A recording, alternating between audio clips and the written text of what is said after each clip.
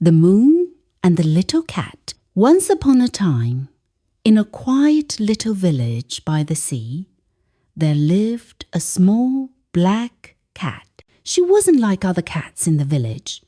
She didn't care much about chasing mice or curling up by the fire. What she loved most, more than anything else, was staring up at the night sky every evening as the sun dipped below the horizon and the waves whispered against the rocks. The little cat climbed onto her favorite spot, the windowsill of the old wooden house she called home. From there, she could see the wide open sky, sprinkled with stars, and the great glowing moon rising above the ocean. The little cat would sit there for hours, her golden eyes reflecting the silver light, and sometimes, if you looked closely enough, you might have seen that the moon seemed to be watching her back. Howard, the whisper of the moon. One night, when the world was still and the waves were gentle, the little cat heard something strange, a soft voice, like a song carried by the wind, drifted down from above. "You always watch me," the voice said. The cat flicked her ears, startled. "Who's there?" she meowed quietly. "It's me," the voice replied. "The moon." The little cat blinked in disbelief. "The moon? But you're so far away." The moon laughed, a sound like silver bells. "Far? Perhaps, but not so far that I can't hear the heart of a little cat who gazes at me every night." The cat's tail twitched with excitement. "Why do you talk to me now?" "Because," the moon said, "you look as though you want to visit me. Would you like to walk upon my light?" And know the leap of faith. The cat's eyes grew wide. "But I can't fly. I can't reach you." "Close your eyes," the moon whispered. "Take a gentle leap. Believe, and you will be with me." The cat hesitated. Could it really be true? She looked down at her paws, then back at the glowing moon. Her little heart pounded. Finally, she shut her eyes tight, crouched low, and leapt.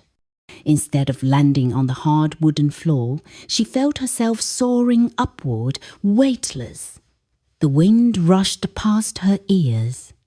When she dared to open her eyes, she found herself standing on the surface of the moon. "I do the silver sands." But it wasn't like she imagined. The moon was not cold stone or dust. It was soft, a beach of silver sand that glimmered like crushed diamonds. Her paws sank gently into it, as if she were walking on clouds. She looked around in awe. The stars were closer now, twinkling like lanterns hanging in the sky. She could see the earth below blue oceans, green forests, golden deserts. It was beautiful, but she felt no fear, only wonder. The moon chuckled. "Welcome, little one. This is my home." The cat purred in delight and dashed across the glowing dunes. Wherever she stepped, paw prints of light appeared, then slowly faded, as though the moon itself was breathing them away. Games with the stars. Not long after, tiny sparks of light floated down from the sky. The stars had noticed the visitor.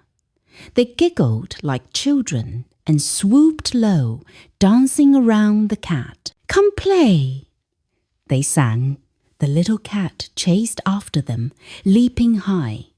Each time she jumped, a star brushed her fur, leaving trails of glittering starlight that clung to her coat. Soon, she looked like a tiny black panther dressed in a cloak of diamonds. The cat laughed and ran, rolling in the silver sand, while the stars spun and twirled around her. They played hide and seek behind glowing craters and peeked from behind the crescent curve of the moon. Yrul, the moon's lullaby. After a while, the little cat grew tired. She padded back to the edge of the crescent moon and curled up in its hollow like a cradle. The moon rocked her gently. "Rest now, little one," it whispered. And then the moon began to hum. It was a soft lullaby made of the sound of tides, the sigh of night winds, and the heartbeat of the universe itself. The cat's eyes grew heavy, and soon she drifted into dreams where she chased comets, balanced on Saturn's rings, and drank milk from the Milky Way. And you are morning on Earth. When the cat woke again, she was back on her windowsill. The morning sun was spilling across the sea, and the moon had slipped below the horizon. Was it all a dream? She wondered aloud. But then she noticed her black fur still sparkled faintly with stardust. She smiled and curled up, falling back into a gentle nap as the waves rolled on. Then the nightly journey. From that night on, the cat visited the moon again and again. Every evening, as the world grew quiet, she leapt from her windowsill and found herself soaring upward. She played with the stars, listened to the moon's stories of ancient times, and watched the earth spin far below. Sometimes she brought small gifts back, a pebble of glowing dust, or a single shimmering feather dropped by a wandering comet. The villagers never noticed, but the little cat knew her adventures were real. And the moon? The moon was never lonely again. Always, the promise. One night, as the cat lay nestled in the moon's curve, she whispered, "Will I always be able to come here?" The moon's light grew soft. "As long as you believe and as long as you dream, my light will always carry you." The cat purred, comforted.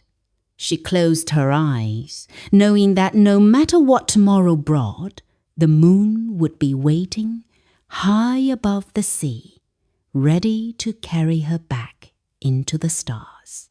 And so, every night, the little cat and the moon kept their secret, a friendship written not on paper, but across the sky.